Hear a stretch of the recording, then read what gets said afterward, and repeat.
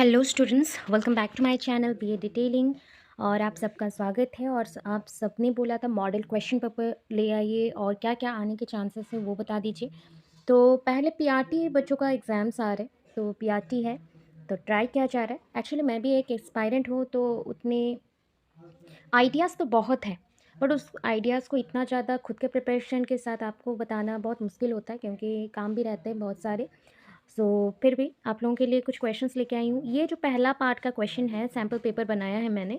ये sample paper logical reasoning से question है, जो पेपर 1 सबके लिए सिमिलर रहेगा। उसके बाद आप देख सकते हो साइंस एंड मैथ्स के बच्चों के लिए क्या रहेगा, वो क्वेश्चंस भी दे दिया जाएगा। उसके बाद सोशल साइंस के बच्चों के भी, एंड बाकी जितने भी हैं उनके लिए भी। तो इस बेसिस पे आप याद रखो, एनटीटी वालों का भी एंड पीआरटी वालों का भी थोड़ा सा हो सके तो पेडागोजी पोर्शन जरूर देख के जाना, जो मैंने ऑलरेडी सिलेबस में बोल दिया है। देख के जाओ, बेस्ट रहेगा। क्यों आप रिस्क लेके जाओगे। एंड जीके को भी थोड़ा सा सुन के जाना, प्लेलिस्ट में सब कुछ दिया है, इंग्लिश से लेकर सब कुछ। और बाकी के कुछ कुछ पोर्शन बाकी है, जो टाइम के अकॉर्डिंग मैं दे दूँगी जितना हो पाएगा। और ऐसे ही प्रिपरेशन अगर कंटिन्यू रखना है या नहीं रखना है, ज़रूर मुझे कमेंट सेक्शन में बताइएगा ये कुछ हेल्पफुल हो रहा है या नहीं। अगर हेल्पफुल हो रहा है तो हम लोग आफ्टर डीएवी एग्ज़ाम के बाद भी प्रिपरेशन जारी रखें या नहीं, ज़रूर मुझसे मैसेज में बोलेगा या कमेंट सेक्शन में बोलेगा। I am waiting for your message, comment etcetera, क्योंकि बहुत ज़्यादा मेहनत से आपको मैं बता पा रही हूँ, एक कंटिन्यू कर पा रहे हैं। तो प्लीज़ न्यू जितने भी व्यूअर्स हैं सब्सक्राइब कर लीजिए। आधा से ज़्यादा व्यूअर्स ऐसे हैं जो सब्सक्राइब बिल्कुल नहीं कर रहे हैं। प्लीज़ रिक्वेस्ट है, सब्सक्राइब कर लीजिए ताकि हम लोग आगे बढ़े, हमें भी लगे कि कुछ हाँ वैल्यूएबल है। अगर इतना हेल्प करना चाहते हैं तो अपने फैमिली मेम्बर्स के पास तो फ़ोन भी होगा, तो उनसे भी आप सब्सक्राइब कर सकते हैं ताकि लोगों तक हम पहुंच सकें। Thank you. चलो आगे। आज न्यू ईयर से पहले दिन ही आपको एक सैम्पल पेपर मैं दे रही हूँ, सैम्पल कलेक्शन ऑफ क्वेश्चंस बोल सकती हूँ, बट यहाँ पे मैं आंसर डिस्कस नहीं करूँगी, बस आपको क्वेश्चंस दिखाऊंगी कि क्या मैंने ये सारे क्वेश्चंस आपके साथ डिस्कस किए हैं या नहीं। रीजनिंग के अभी तक 15 क्लास हो चुके हैं। ये 15 क्लासों में मैंने बहुत कुछ बताया। ये क्वेश्चन ये बताया था कि ये फ्लावर इज कॉल्ड ट्री। अगर फ्लावर को मैं ट्री बोल रहा हूँ, ट्री को मैं रेड बोलता हूँ कि ट्री रेड है, और रेड को गोल्ड बोला जा रहा है एंड गोल्ड को व्हाइट बोला जा रहा है, then which of the following item और ज्वेलरी इज मेड। अच्छा, कौन से आइटम से आपके ज्वेलरी बनेंगे। गोल्ड से आपके ज्वेलरी बनते हैं, यू नो दैट। गोल्ड का कलर क्या है, वाइट। तो option number C is correct. ठीक है, चलो आगे। Then which of the following will be the 6th letter to the left of 17th letter from the right. अच्छा, पहला देख लो, 17 letter to the left of 6 letter to the left of 17th letter from the right. अच्छा, 17 letter, पहला तो ये चीज़ है आपका राइट एंड लेफ्ट। आप देखेंगे this one is the left, उधर जा रहे हो तो दैट इज़ द राइट, ये याद रखो। ABCD लिख दिया गया है। आपको बोला जाएगा कि पीछे से पहले 17th नंबर को ढूंढे, तो 1 2 3 4 5 6 7 8 9 10 11 12 13 14 15 16 17 हो गया। ये 17 नंबर वाला हो गया। जे है 17 में। तो बोल रहा है then which of the following will be the 6th letter to the left of 17। 6 letter 17 से कौन सा है, तो आपका 17 नंबर पे काउंट होगा। 17 के बाद 1 2 3 4 5 6। ठीक है, आपको एक चीज़ अभी कन्फ्यूज़न आएगा कि अभी लेफ़्ट राइट क्या है। इधर अगर हम बह जाते हैं आगे तो ये हो जाएगा लेफ़्ट, मतलब हमारा इधर जा रहे हैं हम राइट पोर्शन को। तो फिर से हमें जे से जाना है लेफ़्ट के तरफ, उधर जाना है। 1 2 3 4 5 6। ठीक है, कौन सा अल्फ़ाबेट आएगा वो बताइए। इसमें देखते हैं करेक्शन कैसे हो सकता है। आप देखो एक बार, तो हमने पहले इधर से काउंट किया तो हमारा आ गया 1 2 3 4 5 6 7 8, ऐसे करके आपके आ जाएंगे जे तक। राइट, हमारा जे हो जाएगा 17 पोजीशन। अभी जे से 6 नंबर तक जाना है। ठीक है, जे से आपको 6 नंबर तक जाना पड़ेगा। ठीक है, KLMNOP, पी आ गया। यहाँ पे क्वेश्चंस में मतलब ऑप्शंस के अकॉर्डिंग अगर देखा जाए तो थोड़ा सा ऑप्शंस गलत है। अगर हम राइट टू लेफ्ट देखते हैं तो कैसा होगा वो भी देख लेंगे। यहाँ पे आपके ऑप्शन गलत है, ऑप्शन गलत है, सो दैट आप यहाँ पे थोड़ा याद रखें। जब भी आप काउंट करें, इधर से ये राइट पोर्शन है, ये लेफ्ट पोर्शन है, तो क्वेश्चन के अकॉर्डिंग आपका आंसर होना चाहिए। आपका जे से अगर जे 17 नंबर पे आता है तो 17 से आप काउंट करेंगे 1 2 3 NOP, मतलब आपका ऑप्शन आना चाहिए था O और P। राइटली आपका पी आना चाहिए था, बट यहाँ पे ऑप्शन में पी नहीं है, RKUT है। तो RKUT होने का कोई भी चांसेस नहीं है, ठीक है, कोई भी चांसेस बिल्कुल नहीं है। सो यहाँ पे आंसर नहीं होगा। सो आगे चलते हैं, ऑप्शन गलत है थोड़ा सा सैम्पल पेपर्स में। सो आगे चलते हैं, आप क्वेश्चन समझ गए ना, इस पैटर्न के क्वेश्चन रहेंगे बस। नेक्स्ट ये वाला आपको पढ़ाना है मुझे अभी भी। X is the brother of Y. X किसका ब्रदर है? वाई का ब्रदर एक्स है, वाई का ब्रदर एक्स है, ठीक है, एक्स है, वाई का ब्रदर है। Y is the brother of Z. Z का ब्रदर कौन है? जेड का ब्रदर है वाई, ठीक है। W is the father of X. W father है, father. W is the father of X. On these three statements which of the following statement cannot be definitely true, ठीक है। x is the brother of y is the brother of z, ठीक है, y brother है, z का brother है। तो इसका मतलब ये तीनों हो गए भाई, x y z तीनों भाई हो गए, एंड w उसके फादर होने चाहिए। तो अभी स्टेटमेंट देखते हैं, y is the brother of x, y is the brother of x correct है। y is the son of w, yes ये भी करेक्ट है। z is the brother of x, ये भी करेक्ट है। And x is the brother of z, x is the brother of z। सो उस according देखा जाए तो चारों सेटिस्फाइड हैं, बट अगर इनमें से कोई डॉटर होती तो एक कोई स्टेटमेंट रॉन्ग हो जाता। तो यहाँ पे can not be definitely true, तो ऐसा कोई सेंटेंस या स्टेटमेंट नहीं है। Mirror is to reflection as water is to dash. Mirror is to reflection as water is to dash. Mirror जैसे रिफ्लेक्शन देता है तो वाटर क्या करता है? तो वाटर जस्ट लाइक रिफ्रैक्शन हो जाएगा, रिफ्रैक्शन, ठीक है। देखो 1391 है, तो 1391, तो 91 13 के टेबल में कब आता है? दैट इज़ अगर मैं चेक किया जाए, सो 13 के टेबल में 91 है क्या? चेक करो, यस। तो ये कौन से टेबल में है? 7 के, मतलब 13 इंटू 7 कर दो, तो 7 7 ने 21, 1 2 रह गया 91। तो मतलब हो गया कि 13 मल्टीप्लाइड विथ 7 होने से 91 आता है। सो 131 में कितना मल्टीप्लाइड करोगे तो कितना आएगा? तो 7 मल्टीप्लाइड करो, 7 1 ज़ा 7, 7 3 ज़ा 21, 1 2 आ गया 917। C option. How many times do the hands of a clock coincide in a day? कितने बार कॉन्साइड करेगा दोनों आपके हैंड्स? तो ये आपको सॉल्व करना पड़ेगा, ये आपको रिमेंबर करना पड़ेगा। That is the 22 times, 22 times, because 12 घंटे में 11 बार होता है कॉन्साइड करता है, और 11 से 1 के अंदर एक बार कॉन्साइड करता है, तो 24 ना होकर 22 होगा। चलो next. Shibu, Shivansh, Vibhu, Bhavansh are playing cards. ये चार लोग कार्ड्स खेल रहे हैं। Vibhu is the right of Satish. Who is the right of Shiva? Shiva के राइट में कौन बैठा है? सतीश बैठा है, और सतीश के राइट में विभू बैठा है। So he is the right of Vibhu. तो विभू के राइट में कौन बैठा है ये बोल रहे हैं। सो यहाँ पे नाम ही गलत सब दिया गया है, क्योंकि यहाँ पे चारों नाम को उल्टा पुल्टा कर दिया। अच्छा, सतीश भी बैठा है, सतीश एंड शिवा है, और एक चीज़ बोल देते हैं, यहाँ पे चार लोग कार्ड्स खेल रहे हैं, तो ऐसा अरेंज कर लेना पहले कि चार लोग कार्ड्स खेल रहे हैं, एक टेबल में हो सकता है, और हमें लोग मिले हैं 6। एक्चुअली ये चार कार्ड्स खेल रहे हैं, जैसे पहला हो गया शिबू, तो हम लिख रहे शिबू, शिवांश, विभू, विभांश, मतलब भवांश कार्ड खेल रहे हैं। विभू जो है, ठीक है, Vibhu is the right of Satish. अगर कार्ड खेल रहे हैं मतलब सेंटर को ही देख रहे हैं ना, बाहर की तरफ नहीं देख सकते। अगर सेंटर को देख रहे हैं, ठीक है, सेंटर को देख रहे हैं तो क्या हो जाएगा? जब हम सेंटर को देखेंगे, यहाँ इसके जो दो साइड्स होंगे उसे इसके अकॉर्डिंग शिबू, शिवांश, विभू, भवांश, ये चार कार्ड्स खेल रहे हैं, और उनमें से सतीश और शिवा, सतीश एंड शिवा जो है वो भी इंक्लूडेड है, ठीक है। तो वो बोला गया कि विभू है, Vibhu is right of Satish, Vibhu right of Satish है। पहले आप चेक कर लीजिए, अगर फेस किधर है, कार्ड्स खेल रहे हैं तो सेंटर की तरफ होगा टेबल का। अगर टेबल के सेंटर में है तो फेसिंग अगर सेंटर हो रहा है तो उसका जो राइट हैंड है रियल में वो लेफ्ट साइड लेफ्ट हो जाएगा, और इसका जो लेफ्ट हैंड है वो राइट होगा।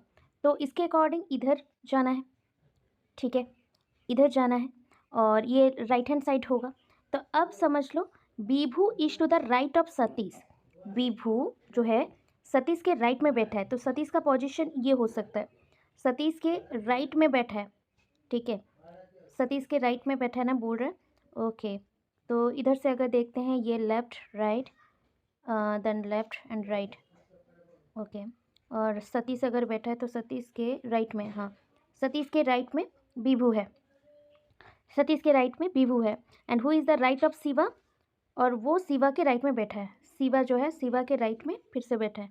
तो वो पूछ रहा है who is right to right of Vibhu, Vibhu के राइट में कौन बैठा है। विभु के राइट में आपको यहाँ पे मिल गया शिबू बैठा है, शिबू शिबू शिबू बैठा है, ठीक है।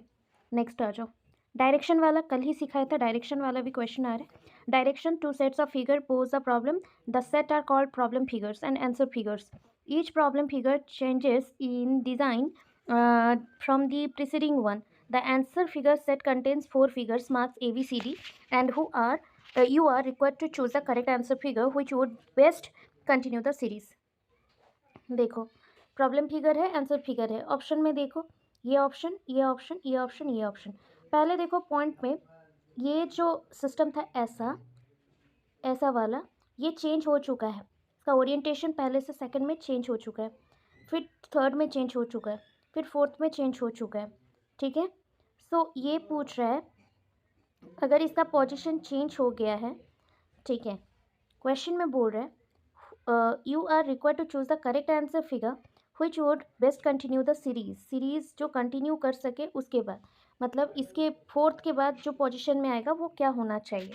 सो ये देखो ये इसका ऑपोजिट, आप नहीं बोल सकते, ऑपोजिट नहीं है फिगर में। अगर आप ऐसा वाला फिगर देख रहे हो तो ये वाला पहले देखना, फिर आया वही वाला फिगर दो बार, इसके बाद देखो फिगर वही सेम चल रहा है, सिर्फ पोजीशन ऑफ जो स्क्वायर है वो चेंज हो रहा है। पोजीशन ऑफ स्क्वायर पहले में इसमें था और सर्कल यहाँ पे, फिर वो उल्टा हो गया यहाँ पे आया और इधर है, और फिर ऊपर चला गया, सेम ऊपर आ गया, यहाँ से लेके ऊपर जा रहा है, ठीक है, वहाँ गया ऊपर और वहाँ से वो कॉपी होके इधर आया जो नेक्स्ट फिगर में है यहाँ पे। सो नेक्स्ट वाले फिगर में ऐसा होना चाहिए और यहाँ पे होना चाहिए, मतलब फिगर आपका ऐसा कुछ रहेगा और ऐसा, एंड यहाँ पे आपका होना चाहिए और ऐसा फिगर का कॉर्नर रहना चाहिए। तो option number D is correct one, option number D is correct one, ठीक है। So if in a certain code language, एक कोड लैंग्वेज में गिवन है the word Monty is written as, उल्टा लिख दिया है, मॉन्टी को लिखा है MONTY, हो गया। रिटर्न कैसे किया गया, M की जगह पे नीचे है Y, O के जगह में है T, N की जगह पे N फिर से वैसे ही है, T की जगह पे O है और Y की जगह पे M है, उल्टा हुआ। तो लिखा गया है ऐसा, गिवन है ANDROMEDA, एंड्रोमेडा। एंड्रोमेडा में फिर से चेंज करना। एक चीज़ नोटिस करोगे जब भी ऐसे वर्ड्स गिवन हो ये सारे ऑड अल्फ़ाबेट्स के साथ कैरी करेंगे। काउंटिंग कर लीजिए, मॉन्टी 5 अल्फ़ाबेट वाला था, एंड्रोमेडा आपके 9 अल्फ़ाबेट वाले हैं, तो मिडिल वाला सेम रहेगा, O इज सेम पोजिशन में रहा। अब क्या है, ये A इधर आएगा, मतलब लास्ट वाला A से आप स्टार्ट करेंगे, A फिर आएगा N के पास D, फिर आएगा E, फिर आएगा M, और इधर R, फिर आएगा D, फिर आएगा N, फिर आएगा A। सो ADEMORDNA, तो this is the answer C। ऐसे ही क्वेश्चन रहेंगे। Which of the following has the same relationship as that of elephant? Minuscule, elephant minuscule. So question में देखिए which of the following has the same relationship as that of elephant? Elephant minuscule के साथ जैसा relation है वैसे ही आपका relation ढूंढना है। टाइगर फेरोशियस, फेरोशियस मतलब फेरोशियस होता है डरावना, भयंकर, ऐसा। माउस है गिगांटिक, बड़ा, बहुत बड़ा। माउस है टाइनी, छोटा। जेफर है माइल्ड। तो एलिफेंट मिनिस्क्यूल मतलब एलिफेंट तो ह्यूज होता है, ह्यूज का ऑपोजिट होता है छोटा, तो मतलब बहुत छोटे को बोलते हैं मिनिस्क्यूल। तो अगर एलिफेंट छोटा बोला गया तो माउस आपका गिगांटिक हो जाएगा। तो this answer is correct, B, option B is correct. Next देखो, ये सब मैथमेटिकल रीजनिंग भी कुछ कुछ आ सकते हैं जो कि उसी में ही रहता है। Michael delivers 5 packages to each of the 6 houses on 7th street. एक जगह का नाम है 7th स्ट्रीट और उसमें 6 घर है। 6 घर में हर एक घर में 5 पैकेट माइकल सेंड करता है और दे के आया है। तो टोटल उसने कितने पैकेज दिए हैं? तो 5 × 6 बस कर दो, that is the 30 packet. 30 packet, ठीक है। How do you right 5104 using words? तो 5104 तो लिखा गया है, मतलब ये इजी लेवल का दे दिया, क्योंकि पीआरटी लेवल टीजीटी लेवल में यही सब आएगा। उससे थोड़ा एक कदम ऊपर चल जाना तो आपको पीजीटी लेवल का भी मिल जाएगा। तो 5000 देन 104 लिखना है। सो 5104 फर्स्ट वाला आंसर इज फर्स्ट। फिर नेक्स्ट आता है what is the remainder when 16 is divided by 4। ये बहुत ईजी है। देखो 16 कितने बार है? 4 टाइम्स है, तो 64 हो गया। 64 डिवाइडेड बाई 4 कर दो तो रिमाइंडर कितना आता है? दैट इज, अगर रिमाइंडर बोला गया है सो रिमाइंडर जब करते हो डिवीज़न में यूज़ होता है, तो यहाँ पे देखो ऐसा लिखते हैं। तो बीच में जो लिखा जाए वो होते हैं डिवाइडेंड, ये होता है डिवाइडेंड। तो मेरा डिवाइडेंड अब आया है 64 और जिससे डिवाइड हो रहा है 4 से, इसको बोलते हैं डिवाइज़र। एंड जो आएगा यहाँ पे जो वैल्यू आएगा ये होते हैं आपके क्वेसेंट, ठीक है। क्वोटिएंट बोल सकते हो और क्वेसेंट बोल सकते हो। और लास्ट जो रहेगा वो है आपका रिमाइंडर। तो यहाँ पे देखो 4 16 जो 64 होता है, तो 0 is the remainder. Which of the following is the factor of 380? So यहाँ पे आपको कन्फ्यूज़न करने के लिए क्वेश्चन दिया गया विच of the following is A factor of 380। Actually 380 में 10 भी फैक्टर है एंड आपके 38 भी फैक्टर है, 11 एंड 0 नहीं है। तो क्वेश्चन के अकॉर्डिंग नॉन ऑफ दीज भी रहेगा या फिर बोथ सी एंड डी रहेगा। तो बोथ सी एंड डी आपका करेक्ट हो जाता, ठीक है। पहले ही समझा दिया, चलो आगे। If there are 8 pencil in each box, how many pencils are in 80 box? एक बॉक्स में 8 पेंसिल है, 80 बॉक्सेस में कितने पेंसिल होंगे?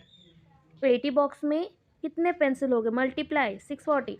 ये क्विक है। How would you right 4042 in numeral? 4000 पहले लिख दो, फिर 42 बोला गया, 4042, 42 दैट इज़ 4042। फिर ये तो बहुत ही ईजी है, आप कर लेंगे। आपको याद रखना है डिवीज़न का काम पहले होगा जो ब्रैकेट के अंदर है। सो यहाँ पे जैसे 12 into 4 48 is the answer, 48 is the answer, ठीक है। विच नंबर ऑफ गोज, अच्छा कौन सा नंबर होगा देखो। पहले तो यहाँ पे देखो 186 प्लस 6 यहाँ पे कर दिया है ऐसा, आपको एक डैश 3 देन इक्वल्स टू 849। पहले तो जो आपके पास है उसको देखिए, 849 है, माइनस करिए 186 से, 186 राइट। तो क्या आता है 3 आ गया और इधर आपका 1 लेके 14 से 8 गया 6 और एक आ गया फिर 6, तो 663 होना चाहिए, ठीक है। 663 होना चाहिए। 14 से 8 गया 6 होना चाहिए था, बट यहाँ पे मेंशन नहीं है करेक्टली। तो नॉन ऑफ दिस यहाँ पे लिखना ऑप्शन, क्योंकि ये 663 होना चाहिए, यहाँ पे 6 होना चाहिए जो कि मैच नहीं कर रहा है, इसलिए none of this. Next, how many whole numbers are greater than 9 and less than 60? So whole numbers का मतलब होता है कोई भी फ्रैक्शन नहीं होगा, जीरो से इंक्लूड करके आप काउंटिंग कर सकते हो ऐसा। सो आपके पास टोटल 50 होल नंबर्स होंगे एंड ये है 50, ठीक है। Next, the greatest odd factor of 30। The greatest odd factor of 30 is 15. 15 is the right answer. 15 is the right answer. Then section 3 में आपके डे मैथमेटिक्स है, एवरीडे मैथमेटिक्स, जो बोला गया है Winnie goes to bed exactly 65 minutes after 8:30। 8:30 के 65 minutes हैं। सो 8:30 PM से 65 मिनट्स पहले तो देख लो, 65 मिनट्स मतलब 1 आवर तो हो गया ना। सो 1 hour means 9:30, 9:35, 9:35 is the answer at the time when you go to bed, that is the 9:35 PM. Then next is Roy has rode his robot 1000 m from where he started. Roy has rode his robot dash centimeter. So इस question का मतलब होता है कि 1000 metre को convert करना है centimetres में, दैट इज द आंसर, ठीक है। Which is not a prime number? So prime number means the number which is divided by itself and 1। सो यहाँ पे कोई भी ऐसा नंबर नहीं है जो सिर्फ खुद से ही डिवाइड हो या फिर एक से ही डिवाइड हो। So these are not the option of prime number. तो नॉट ए प्राइम नंबर दिया गया, सारे ऑप्शन है करेक्ट। फिर ऑल ऑफ दीज अबव होता, ये तो आप सॉल्व कर लेंगे इजीली। सब मल्टीप्लाई करते हुए जाना है, फिर पहले तो इधर मल्टीप्लाई करते हुए चले जाना। 20 इंटू 20 400 होता है, 400 है। एंड इंटू 4 4 जो 16 है, तो 16 से मल्टीप्लाई करो। सो 606024 then 10104, so total is 0046, 640 is the answer here। And after that 80 के साथ कितना मल्टीप्लाई करें तो 6400 आ सकता है। सो 80 इंटू 80 हो गया 00। ओके, नेक्स्ट बोला गया if the sum of the length of side of a rhombus is 24 then each side of the rhombus has a length of dash. As we know कि रम्बस के चारों साइड सेम होते हैं, सो आप इनमें से बोल सकते हो अगर रम्बस के चारों साइड के लेंथ को जोड़ने के बाद 24 हो रहा है तो आपका 6 ही होगा, क्योंकि 6 को अगर 6 + 6 + 6 + 6 करते हो तो 4 साइड मिलेंगे 24 होते हैं, तो 6 is the answer. If 20 years ago Alan was half age he is today, ठीक है। And if 20 years ago how old is he 10 years ago, 10 साल पहले वो कितना थी, आज जितना है उससे 20 साल पहले एलन एलन कितने की थी, how old was he 10 years ago। So Alan 20 years ago half age old age he is today, आज जितने साल की उसकी आधा थी, ठीक है। सो 10 साल पहले एलन का एज क्या था वो पूछा गया। सो एलन का एज अभी सपोज थिंक दैट कि एलन का एज है, ऐसा है कि 20 years ago एलन का जो एज था आज जितना एज है उसका हाफ था, तो 10 साल पहले उसका एज कितना होगा। तो ऐसे अगर क्वेश्चन है, मैं बस क्वेश्चन अब बताते जा रही हूँ बिकॉज आप लोग सोल्यूशन करेंगे उसके according. Sum of 7 whole number is even at most dash of the numbers could be odd, उनमें से ऑड कितना होगा। How do you write 4000 using digits, 10 hundreds plus 10 ones dash tens होंगे। Sam loves spaghetti and meatballs. He prepared a plate of spaghetti with some meatballs. If the number of meatball is divisible by 4, 5, 6, 7 and 8, there must be at least dash meatballs. तो ऐसे आपको और भी questions रहेंगे, जैसे कि next questions बोल रही हूँ। The two statements given below describe the number of cats dogs rabbit living in A Kavita's house, ठीक है। तो कविता के हाउस में इतने रहते हैं, number of cats dogs rabbit living in Kavita's house. Number of cat ज़्यादा है नंबर ऑफ रैबिट से एंड नंबर ऑफ डॉग से, ठीक है, नंबर ऑफ रैबिट से, एंड नंबर ऑफ डॉग्स कम है नंबर ऑफ रैबिट से कम है। Which could be the number of cats dogs and rabbits living in Kavita's house. तो ऑब्वियस आपको समझ आ रहा होगा कि नंबर ऑफ रैट्स, ठीक है, नंबर ऑफ रैट्स से मतलब आप बोल सकते हो कि नंबर ऑफ रैबिट्स ज़्यादा है, और आपका अगर पॉइंट चलता है तो वही सेम होना चाहिए। जैसे कि आपका ऐसा आप कर सकते हो कि नंबर ऑफ रैबिट्स थोड़ा सा ज़्यादा होगा, 5 कैट्स 4 रैबिट्स 2 डॉग्स, ये करेक्ट है ऑप्शन बी। तो ऐसा आपको आ सकता है।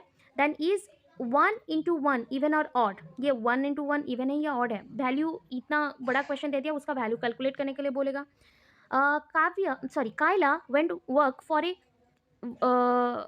for a work every day last week. Each day she worked half as far as she did the day before. जैसे आज 1 किलोमीटर गया तो कल उससे she worked half as far as she did the day before, मतलब each day she worked half, उसका half चलेगा, ठीक है। जैसे आज गया 1 किलोमीटर तो कल उसका हाफ, परसों उसका हाफ। तो ऐसे वर्क करते करते अगर वो मंडे में स्टार्ट किए थे वर्क करना 8 किलोमीटर से, सो फ्राइडे तक कितने किलोमीटर्स वो वर्क करेंगे, बस ये आपको क्वेश्चन दिया गया। वैसे ये एक पब्लिक स्कूल का दिया गया, ऐसे पिक्चर करके भी आपको क्वेश्चन पूछ सकता है, ठीक है। आपको मैं क्वेश्चन दिखाती हूँ, इसके बाद और भी क्वेश्चन दिखाती हूँ। ये आपका बेसिक है PGT science, PRT science, PRT mathematics, और नॉर्मली अगर जो भी प्रिपेयर करें एनटीटी वगैरह के लिए उनके लिए रहेगा, यही सेम पोर्शंस रहेंगे। एक बार देख के चले जाना, प्रिपेयर कर लेना, पोर्शंस बहुत ही इंपॉर्टेंट है सबके लिए। फिर देखो the unknown quantity that can take any value is called dash, variable बोलते हैं। In x + 6 = 9 the number of 6 and 9 are called dash, consonants. A dash expression consist of two terms binomial. 10 times A means मतलब क्या होगा, 10 times A means मतलब 10a बोलते हैं। 3a+4a+a ये आप जानते हो 8a होगा। Like terms are having the same dash variable, there are dash basic operations four. फिर ये ऑप्शन क्या होगा आप जानते हो, 4y माइनस है, ब्रैकेट में भी माइनस है, माइनस माइनस प्लस होता है, तो 8y हो जाएगा आंसर। फिर देखो 3 का टू दी पावर देखना है तो टू दी पावर 5 है, क्योंकि 3 5 टाइम्स यहाँ पे मल्टीप्लिकेशन के साथ है। x डिवाइडेड बाई 3 तो उसको क्या बोलेंगे, x/3। तो ये छोटे छोटे क्वेश्चंस मैं दे रही हूँ, ऐसे क्वेश्चंस भी आपके एग्जाम में रहेंगे और ऊपर के क्वेश्चंस में भी दिखा दिया। उसके साथ प्रॉफिट लॉस का भी क्वेश्चन करो, अभी क्वेश्चन देखते चलो और भी है। If a is 2 b is 4 then b minus a क्या होगा। तो ऐसे क्वेश्चन सिंपल सिंपल क्वेश्चंस भी लगेंगे। अब देखो थोड़ा सा डिफिकल्ट वाला, ये line segment has dash end points, two end points, when two lines meet at a point to form two right angles they are known as perpendicular line. तो ऐसे भी होंगे, वर्टेक्स क्या है, ट्राइंगल क्या है, क्वाड्रिलेटरल से क्वेश्चन है। The sum of the 4 angles of quadrilateral, ये 360 डिग्री एंगल बनाता है। Next, the longest chord of circle is called diameter. A dash is a line from the center to any point of the circle radius. A dash has only a position but no magnitude point. The shortest distance between any two point is called the line segment. Diameter of circle is called, ये आपका हो गया 10 r, तो ये आपका point है। Radius of a circle क्या होता है, d/2। तो ऐसे आर्क क्या है, 2πr क्या होता है, सर्कमस्टांस ऑफ सर्कल क्या है, सेक्टर क्या है, पाइडी क्या है। ऐसे आपके क्वेश्चंस बहुत हैं। सो मैं आपको क्वेश्चंस बस दिखाते जा रही हूँ। पेरीमीटर ऑफ ट्राइंगल जिसके साइड्स आपको गिवन है, पेरीमीटर क्या होंगे, एरिया ऑफ स्क्वायर क्या होगा, area of right angle triangle क्या होगा, the boundary of A cycle क्या होगा, opposite sides of equal in dash. फिर आपके सिंबल चूजिंग वाले भी आ सकते हैं, सिंबल यूज फॉर रेशियो। फिर ऐसा सिंपल सिंपल जो लग रहा है ना, 1 लीटर इक्वल्स टू कितने ml है, 1 kg इक्वल्स टू कितने ग्राम्स है, रेशियो में लोएस्ट कौन सा हाईएस्ट कौन सा है, 1 वीक कितने डेज हैं। सो आपको जो ईजी लग रहा है वो ईजी सब कुछ मिक्स होके आएगा। अब देखो नेक्स्ट वाला जो पोर्शन है, which of the following number is the smallest, pick the correct number for the expansion. जो एक्सपांसन दिया गया है उसके लिए करेक्ट एक्सपांसन ढूंढो, सब कलेक्ट करके प्लस करके देखना है। Which of the following is a predecessor of this. If we subtract 8 from 15 तो ऑन द नंबर लाइन तो वी रीच वर्ड कौन से पॉइंट पे पहुंचोगे। सो फैक्टर से क्वेश्चन है, स्मॉलेस्ट कॉम्पोजिट नंबर। सो ऐसे बहुत सारे क्वेश्चन है, ठीक है। तो आपको मैंने हिंट दे दिया और सोच रहे हो कि इतना इजी नहीं, इससे और डिफिकल्ट आएगा। प्रॉफिट लॉस के क्वेश्चंस मैंने नहीं डाले हैं सैम्पल पेपर में। सैम्पल में क्वेश्चन पेपर में प्रॉफिट लॉस का भी क्वेश्चन रहेगा, रेशियो प्रोपोर्शन का भी क्वेश्चन रहेगा, सर्कल से क्वेश्चन रहेगा, और भी बड़े बड़े क्वेश्चंस भी रह सकते हैं। मैंने बस सिंपल आपको सैम्पल बताया, मॉक बताया कि इस टाइप के भी क्वेश्चन रह सकते हैं। एनटीटी एंड पीआरटी के लिए, पीआरटी मैथ साइंस वाले ये पूरा करके जाए प्रिपेयर, आपके आने के चांसेस ज़्यादा हैं। एनटीटी वाले भी करके जाए, और नॉन टेक्निकल में जो छोटे छोटे पोस्ट है वहाँ पे मैथ्स के क्वेश्चन अगर आ रहे हैं तो उसमें भी ये ज़रूरत पड़ेगा।